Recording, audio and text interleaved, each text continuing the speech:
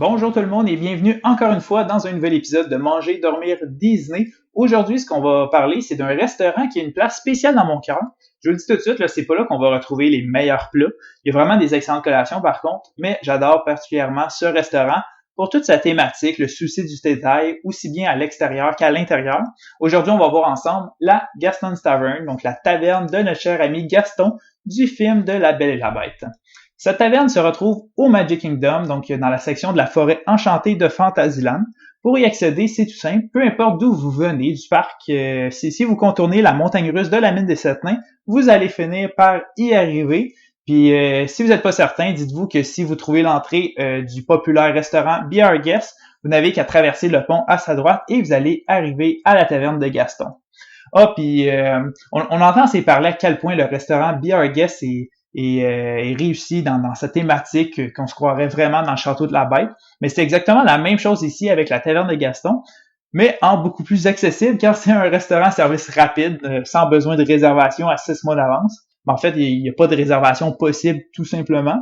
Mais si vous vous souvenez de cette fameuse séquence de film qui présente le personnage de Gaston et de son acolyte le fou, eh bien, vous allez avoir un sentiment de connaître l'endroit dès que vous allez y mettre les pieds, parce que c'est exactement pareil. De la boiserie, de l'éclairage tamisé, des chandeliers, un foyer, des trophées de chasse, le grand fauteuil de Gaston et son fameux portrait sur la cheminée.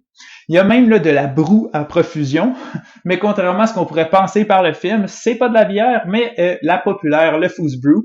Donc, c'est une boisson glacée à la pomme avec un goût ajouté de guimauve grillé, le tout recouvert d'une mousse à la mangue et aux fruits de la passion. Là. C'est sucré, mais vraiment, vraiment délicieux et rafraîchissant par une journée chaude d'été.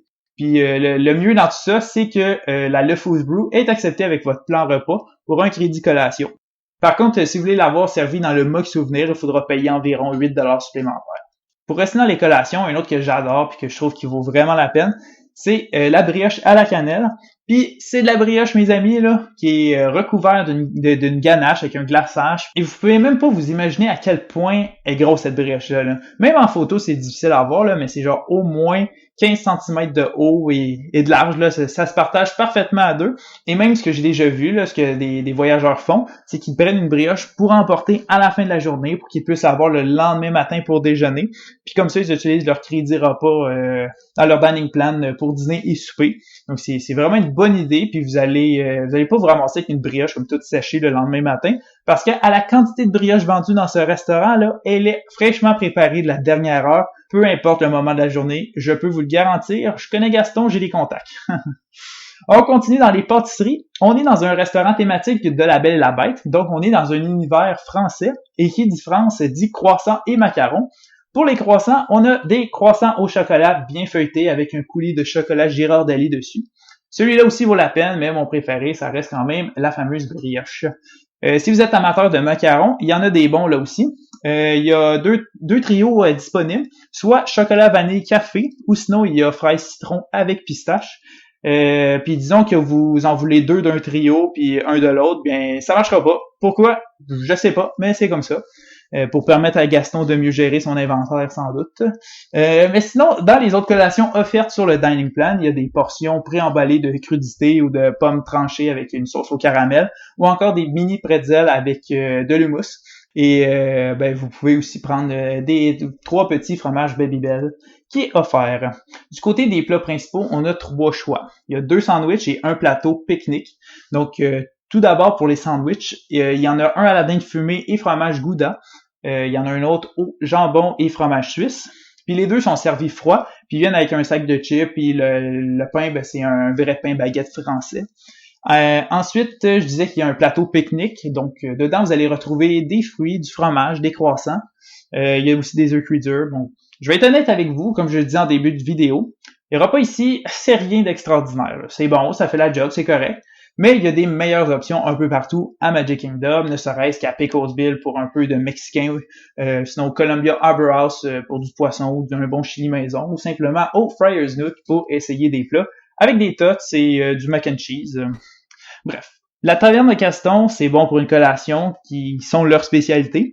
Puis si les pâtisseries vous parlent pas forcément, ou que vous passez par là, puis que vous avez pas tout de suite faim, ben prenez quand même le temps d'aller y faire un tour pour voir l'intérieur, puis pour des super opportunités photos sur le grand fauteuil de Gaston. Là.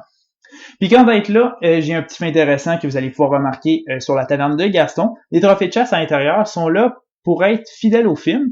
Par contre, avoir des loups, des ours puis d'autres animaux sauvages peut faire peur aux plus jeunes. Alors les concepteurs ont joué sur les grandeurs des animaux. Puis plus un animal est considéré effrayant comme un ours, ben plus sa taille sera réduite. Et au contraire, ben lorsqu'on va avoir un animal qui fait pas vraiment peur comme un chevreuil ou un lièvre, on est dans une taille presque réelle. Voilà. Ben merci tout le monde d'avoir écouté cette vidéo. Comme toujours, pensez à vous abonner à la chaîne de Destination WDW pour ne rien manquer de la suite. Puis pour vous aider à la planification de votre prochain séjour du côté d'une destination magique, n'hésitez pas à contacter l'un des conseillers de WD World et de lui confier votre réservation. Vous pouvez me contacter directement au maxime@wdworld.com. Puis sinon, allez faire un tour sur notre site web pour découvrir l'équipe.